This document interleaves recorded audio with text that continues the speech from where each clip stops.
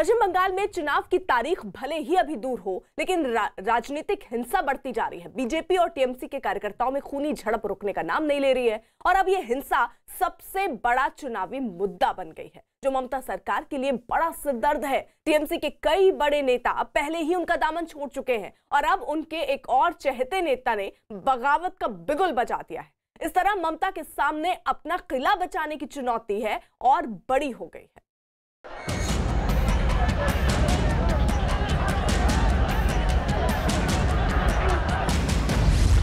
बंगाल में चढ़ा सियासी पारा, एक एक वोट के लिए छिड़ा संग्राम। सियासी दलों में शह और मात का खेल, खूनी सियासत और चढ़ी परवान।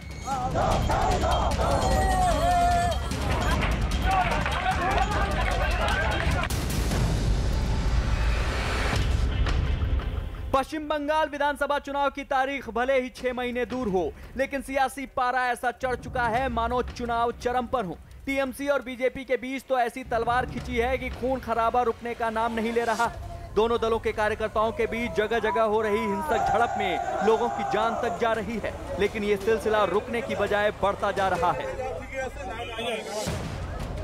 कोच बिहार के तूफानगंज में बुधवार को बीजेपी के एक कार्यकर्ता की हत्या के विरोध में पार्टी ने स्थानीय स्तर पर बंद का आयोजन किया। इस दौरान बीजेपी कार्यकर्ताओं ने दुकानें जबरदस्ती बंद करवाने की कोशिश की, जिसके बाद पुलिस को मोर्चा संभालना पड़ा। पुलिस ने बीजेपी कार्यकर्ताओं पर जमकर लाठियां बरसाई, जिसमें 10 लोग जख्मी हुए। बीजेपी ने बंद के लिए रैली निकाली तो टीएमसी नेता बंद के विरोध में सड़क पर उतर गए। इस दौरान दोनों पार्टी के कार्यकर्ता आमने सामने आ गए। हालांकि पुलिस ने वक्त रहते दोनों पार्टी के कार्यकर्ताओं को अलग कर दिया, जिससे एक बड़ी हिंसक झड़प टल गई। बंगाल में बीजेपी और टीएमसी के बीच झड़प काफी दिनों से जारी है, लेकिन जैसे जैसे चुनाव की तारीख नजदीक आ रही है, हिंसा बढ़ती जा रही है। ये 3 तस्वीरें बंगाल के मचे खूनी घमासान की गवाही दे रही हैं। पिछले 24 घंटे में 3 बड़ी वारदात सामने आ चुकी है। पहली तस्वीर कोच बिहार की है, जहां बीजेपी नेता की हत्या हुई, जबकि दूसरी तस्वीर उत्तर 24 परगना की है, जहां 22 साल के एक टीएमसी कार्यकर्ता का कत्ल हुआ, जबकि तीसरी तस्वीर बैरकपुर की है, जहां बीजेपी के दफ्तर में आग लग गई। कोच बिहार के बाद उत्तर 24 परगना में टीएमसी कार्यकर्ता की हत्या से पूरे राज्य में सियासी पारा चढ़ गया है। टीएमसी बीजेपी कार्यकर्ताओं पर हत्या का आरोप लगा रही है, लेकिन बीजेपी इससे साफ इनकार कर रही है। সেই ঝামেলাকে কেন্দ্র করে চারিদিক দিয়ে ঘিরে এমনভাবে ওকে আক্রমণ করা হয় এবং ওকে পিস্তলের বাট দিয়ে ওর মাথায় মেরে এমনভাবে আঘাত করা হয় কি ওখানে স্পটে মারা যায়। এই ক্রিমিনাল গুন্ডাদেরকে নিয়ে পুলিশ আর তৃণমূল এই ট্রায়াঙ্গুলার যে জয়েন্ট কাজ হচ্ছে। वैसे तो बंगाल में चुनाव से जुड़ा हर मुद्दा गरमाया हुआ है, लेकिन राजनीतिक हिंसा को लेकर टीएमसी और बीजेपी एक दूसरे पर सबसे ज्यादा हमलावर है। बीजेपी अपने कार्यकर्ताओं की हत्या का बदला ममता का किला ढहा कर लेने की कसम खा रही है, तो ममता की दलील है कि बीजेपी पश्चिम बंगाल में वोट के लिए हिंसा का सहारा ले रही है। ये पश्चिम बंगाल के अंदर टीएमसी एक राजनीतिक दल नहीं रह गया, बल्कि हत्या और आग लगाने वाला दल हो गया है। किस तरह की साजिश कर रहा है? हम लोग बहुत सी जगह सत्ता में हैं और बहुत जगह विपक्ष में हैं, लेकिन इस तरह का व्यवहार किसी राज्य में नहीं होता। পরিষ্কার কথা এটাই, বাংলা গুজরাট নয়। গুজরাটের মানুষকে আমরা ভালোবাসি, দাঙ্গাবাজদের ভালোবাসি না। তাতে যদি আমায় জেলে যেতে হয়। बंगाल में राजनीतिक हिंसा को लेकर भले ही टीएमसी और बीजेपी एक दूसरे पर आरोप लगा रहे हों, लेकिन बंगाल का इतिहास कुछ ऐसा रहा है कि यह हिंसा ममता बनर्जी को डरा रही है, क्योंकि पश्चिम बंगाल में जब जब सत्ता का परिवर्तन हुआ वहां हिंसा जरूर हुई है। पश्चिम बंगाल में सियासी हिंसा की शुरुआत 1960 के दशक में नक्सल आंदोलन से हुई।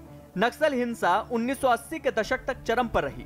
1960 से 70 के बीच कांग्रेस की सत्ता में कांग्रेस और लेफ्ट के बीच जमकर खूनी संघर्ष हुआ और 1977 में सत्ता कांग्रेस से लेफ्ट के खेमे में चली गई। इसके बाद लेफ्ट ने लंबे समय तक राज किया। 1990 के दशक में ममता ने लेफ्ट पर राजनीतिक हिंसा का आरोप लगाना शुरू कर दिया। ममता पर कई बार हमले भी हुए, लेकिन नंदीग्राम और सिंगूर की हिंसा में ममता की सियासी जमीन बेहद मजबूत हो गई। जिसके दम पर 2011 में ममता ने लेफ्ट के 3 दशक से ज्यादा पुराने किले को ढहा दिया। लेकिन 2016 के आते आते बीजेपी ने राजनीतिक हिंसा को मुद्दा बनाना शुरू कर दिया और 2020 तक पश्चिम बंगाल में एक बार फिर सियासी हिंसा सबसे बड़ा मुद्दा बन चुकी है। इसी इतिहास को देखते हुए ममता को अपनी कुर्सी गंवाने का खतरा सता रहा है। अगर इस बार जैसे पिछली बार तो आमतौर पे ममता के लोगों ने, कम्युनिस्ट पार्टी कमज़ोर हो चुकी थी, लेफ्ट कमज़ोर हो चुका था, कांग्रेस कमज़ोर हो चुकी थी, बीजेपी उनको जोड़ दे रही थी और बीजेपी वालों को से उनका मुकाबला होता था। अब इस बार देखा जा रहा है कि बीजेपी वाले उनको बराबर की तुर्की बतुर्की जवाब दे रहे हैं। तो मुझे लगता है इसका सीधा सीधा अर्थ ये है कि वो अब मजबूत पड़ रहे हैं और इसमें अगर बराबरी की लड़ाई है तो कौन जीतेगा कोई नहीं सकता, कि कहीं सत्ता की बदलाव की आहट भी हो सकती है। ममता के लिए 2021 का चुनाव चुनौतियों से भरा है, क्योंकि वो सिर्फ राजनीतिक हिंसा के मुद्दे पर ही नहीं घिरी हैं, बल्कि ऐसे बहुत से मुद्दे हैं जो उनके किले में सेंध लगा सकते हैं। ममता का सबसे बड़ा सिरदर्द तो राजनीतिक हिंसा ही है। इसके अलावा पार्टी से बगावत कर रहे बड़े नेता भी उनके लिए मुसीबत बनते जा रहे हैं। बीजेपी ने हिंदुत्व के एजेंडे को जिस तरह से बंगाल में धार दे दी है, वो भी ममता के लिए बड़ा सिरदर्द है। इन सबके बीच असदुद्दीन ओवैसी ने बंगाल में कदम रखकर ममता की परेशानी कई गुना बढ़ा दी है। ममता एक तरफ तो बंगाल में बीजेपी की जबरदस्त तैयारी से परेशान है, तो दूसरी ओर उनकी पार्टी के बड़े नेता भी उनके लिए मुश्किल बनते जा रहे हैं, जिन्हें अब तक ममता का बेहद करीबी माना जाता था।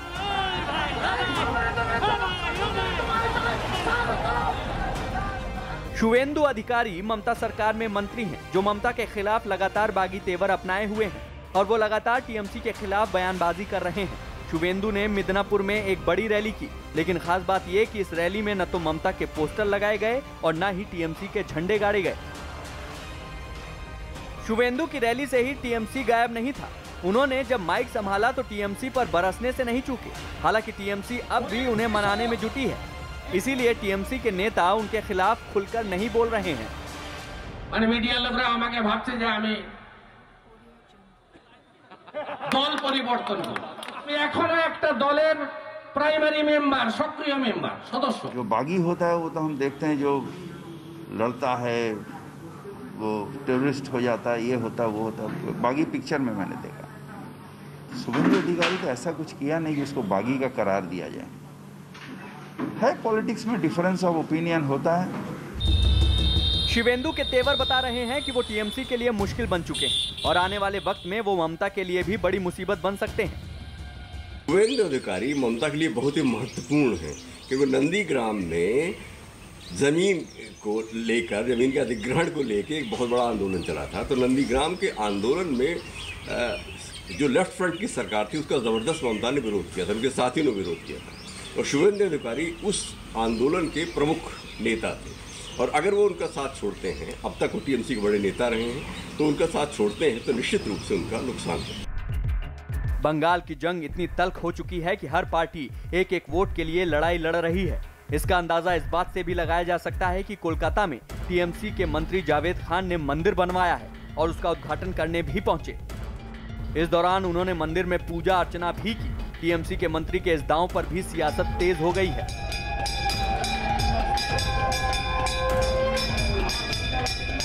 मंदिर तो बहुत दिन पहले बन गया और हम लोग क्या नाम है, भाजपा की तरह धर्म में विश्वास नहीं करते हैं, धर्म लेकर राजनीति नहीं करते हैं। इस देश के अधिकांश जनता का आस्था मोदी जी में है और भाजपा में है। यदि ये बच के आप अपने कोने में जाके अपने आप को बचा लो। पश्चिम बंगाल का चुनाव टीएमसी और बीजेपी दोनों के लिए नाक का सवाल बनना हुआ है, क्योंकि ममता को अपना किला बचाना है तो बीजेपी बंगाल में कमल खिलाने के लिए बेचैन है।